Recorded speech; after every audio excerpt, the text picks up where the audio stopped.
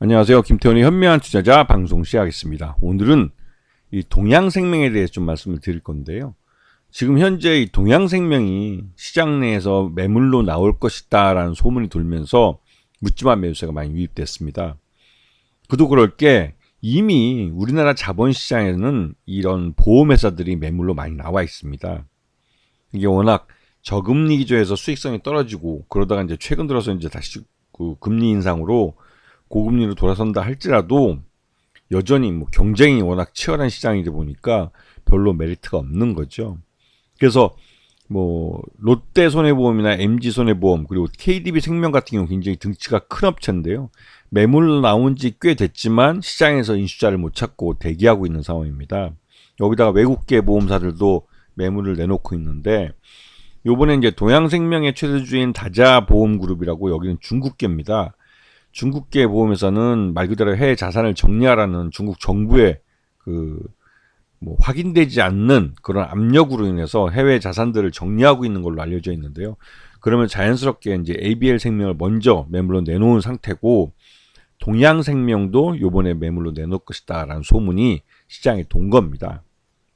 그런데 이 동양생명은 그 지난 1분기 실적만 보셔도 아시겠지만 나름대로 그 우량 회사로 평가되는 그런 생보사입니다.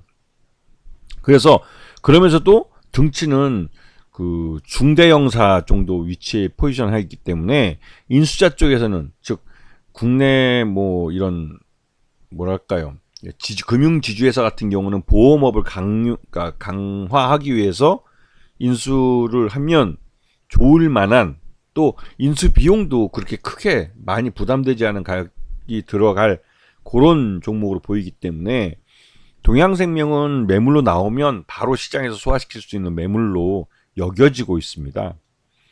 그리고 요번 1분기 실적이 그렇게 뭐 나쁘진 않고 왜냐면 여기서 너무 좋아지면 이 매각 가격이 올라가기 때문에 인수자가 부담되지만 요번 1분기 실적이 그렇게 좋지는 않았어요. 하지만 그렇다고 썩 나쁘다고 하기는 좀 그런 애매한 포지션이긴 하지만 인수자에게는 부담을 줄여주면서 매도자에게는 반드시 시장에서 팔릴 수 있을 만한 그런 실적이 딱 나와줬어요.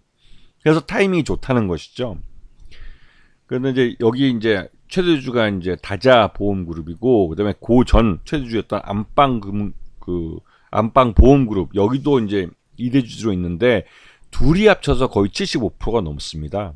그렇기 때문에 이 두 지분이 그러니까 다자보험그룹과 안방보험그룹의 이 지분을 한꺼번에 매각할 가능성이 크기 때문에 이렇게 되면 인수자는 단번에 전체 지분의 75%를 가져갈 수 있게 되는 것이죠. 그렇기 때문에 이 동양생명은 그 메리트 있는 매물로 그렇게 여겨지고 있습니다. 그리고 이제 잠재적인 매물로 동양생명의 시장 가치는 나름대로 이제 실적도 그렇고 이 동양생명이라는 게 갖고 있는 브랜드 네임도 있고 그래서 이게 충분히 그러니까 시장에서 소화될 수 있는 충분한 메리트 있는 생보사 매물로 여겨지고 있는데 최근 들어서 여기에 이제 그 CEO 리스크나 이런 뭐 테니스장 사용권을 그 임원들끼리만 특별하게 사용했다 뭐 이런 것 때문에 이제 금감원에서 그 고발도 당하고 그래서 여러 가지 좀 그 잡음들이 있습니다. 이것 때문에 더더욱 이 중국계 이 최대주가 매각을 할 가능성이 높다고 여겨지고 있는 것이고요.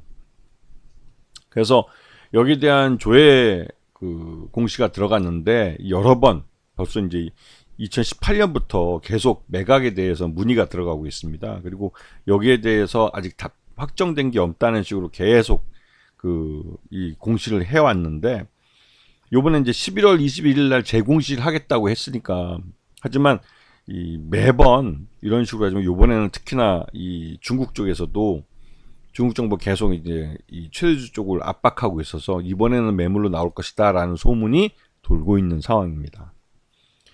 근데 이제 동양생명의 지난 1분기 실적 기준으로 봤을 때 각 증권사들의 목표 주가를 보게 되면 6,000원대부터 7,000원 사이 여기에 대부분 다 몰려 있습니다. 그리고 오늘의 주가 급등으로 인해서 이제 6,500원 정도까지 주가가 급등하면서 6,000원대 보고 그 목표 주가를 제시했던 증권사들은 다시 좀 고민을 좀 해봐야 될 때가 된 것이죠. 근데 지금 보시게 되면 최근에 이제 금감원에서 기업 밸류업 프로그램을 진행하는데 여기에 동양생명이 참석을 했었고, 그리고 금감원에서 부동산 PF 부실에 대해서 어떤 식으로든 이를 해소해 주겠다고 나서고 있기 때문에 이 보험회사들이 보유하고 있는 이 부동산 PF 매물들, 이거 특히 이제 부동산 PF 부실들을 어느 정도 정리해 주지 않을까라는 그런 기대감이 있습니다. 그럴 경우에는 동양생명이 그 매각 가치가 더 오를 수 있는 그런 기회를 갖게 되는 것이죠. 그런 부분 때문에도 주가가 오늘 급등한 것이라고 볼 수가 있습니다.